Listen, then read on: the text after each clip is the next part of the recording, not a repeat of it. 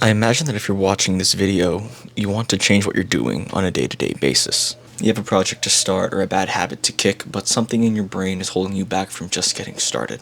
Chronic procrastination is a huge problem on the internet, and while I'm not personally immune to sitting down and vegging out for a couple hours, I've made huge leaps and bounds over the past year in terms of doing what matters to me.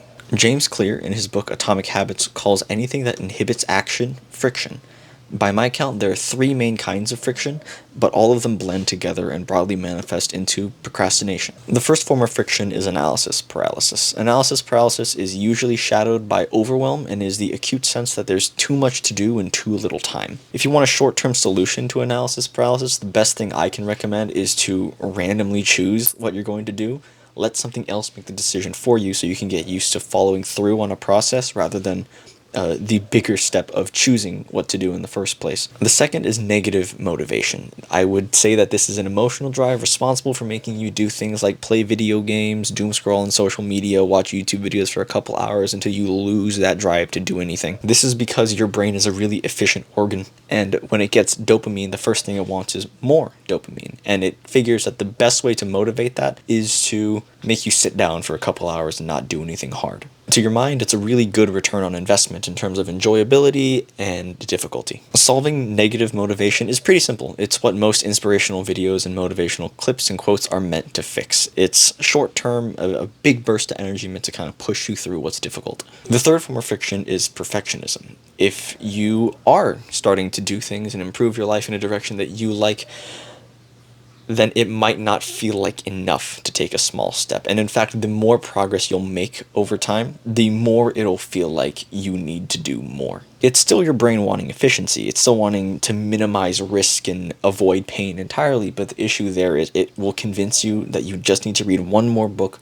watch one more video before actually doing anything. And there aren't any real short-term fixes for perfectionism. You just kind of have to overcome it one day at a time, one instance at a time, regardless of how difficult that may be, until eventually you make a habit out of overcoming it and you discard perfectionism entirely. Motivation and discipline are darlings of the productivity space, and generally for good reason. If you're doing something hard despite your mind protesting against it, it's because you're either motivated or disciplined to do so. Motivation is the why of it all. Dr. K on YouTube classifies motivation along two axes. The first is whether it is internally or externally driven, and the second is whether it's ultimately fulfilling or enjoyable, which he names using gain and loss. Another way of looking at motivation is through orientation. You can be results-oriented or process-oriented, though the YouTuber Elizabeth Phillips suggests a skill-oriented motivation, where you can treat projects as opportunities to gain an important skill for later in life. A lot of advice on motivation is short-term, because that's the easiest kind of motivation to summon up, and there's nothing really wrong with that, but there are other ways of going about it. Generally speaking, being internally driven will lead to more successful behavior change than being externally driven. If you work to your values, you'll always be willing to do better, do more. I suggest learning what's important to you, and when you lack motivation, learn how to reframe tough decisions to make them align with your values. Areas of life or fields of play are sets of outcomes that you take responsibility for. The books Getting Things Done, Building a Second Brain, and The Alter Ego Effect go into this topic in more detail,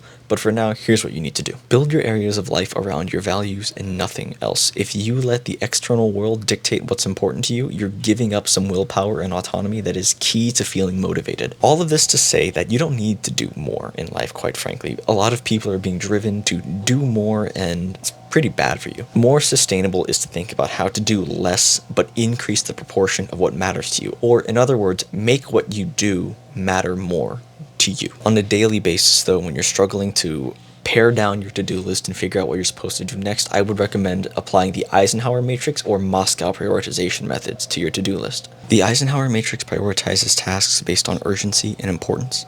Urgency is pretty clear and apparent. It's how time-bound that thing is. But importance has this kind of implication that you understand yourself well enough to differentiate between what actually matters to you and what doesn't. Which is why I stress that the most clear method of doing that is being very strict on your areas of life. The Eisenhower Matrix has 4 quadrants to work with. Quadrant 1 is full of the things that you need to do immediately. They're important and they're urgent. Quadrant 2 is full of the things you can schedule for another day until eventually they end up in Quadrant 1. They're important but not urgent yet. Quadrant 3 is full of the things that you can safely delegate to others or ignore entirely. It's unimportant but it's urgent. Quadrant 4 is full of the things that you should do later or just flat out not do. It's unimportant and it's not urgent. I implement a form of Moscow prioritization, which breaks tasks into 4 categories. The things that you must do to succeed today, the things you should do to get ahead of tomorrow, the things you could do for the future, and the things you would do if you had a little bit more time. These methods are only really useful on short-term timescales. For longer periods of time, you need to operate by your values and learn to play it by ear. So get your areas of life in order first. Give them names and good reasons to exist. Make it authentic to yourself and make it an active part of your life. Keep them in a notebook or in index cards or in a personal note-taking app. It doesn't matter as long as you can constantly refer to them. I personally scatter my areas through my calendars, Notion, to-do lists, and Obsidian.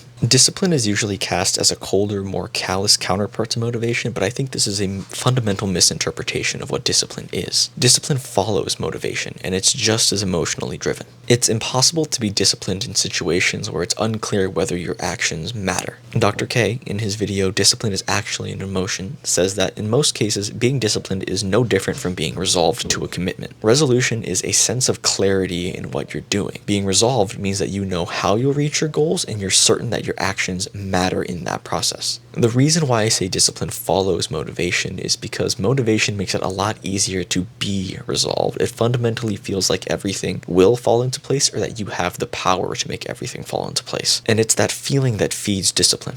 To cultivate discipline, I recommend keeping a commonplace book. Motivational quotes work, but they fizzle out just as quickly as you can find them. So I recommend essentially having a place to write them down, revisit them, and turn them into persistent reminders that can build actual, real discipline. That being said, discipline is still a limited resource. You need a competing interest that can beat back procrastination and that you can revisit quickly and clearly. And there will be bad days when your momentum comes to a halt and where your mind wants to do nothing more than to lie in bed all day. For example, when you start up a big project, it can be really overwhelming. No amount of motivation and discipline can do the heavy lifting of taking a project and breaking it down into actionable pieces. Operationalization is the act of processing an abstract concept into measurable phenomena. It's taking a wish and turning it into a to-do list. Operationalization isn't easy. It's a learned skill that school doesn't necessarily teach you. For a beginner, I recommend just sitting down and doing a brain dump on everything you're thinking about in terms of that project. You'll find scattered among the words some action steps that you can expand on. Once you have some action steps, you can just work backwards based on what would enable that next step, and eventually you'll reach something that just takes less than 2 minutes and is the ideal starting point. It might be research, it might be putting it on the calendar, but it doesn't really matter as long as it is a measurable step that pushes you towards the task. It can be a little difficult without a set of goals though, and there's a lot to learn about effective goal setting.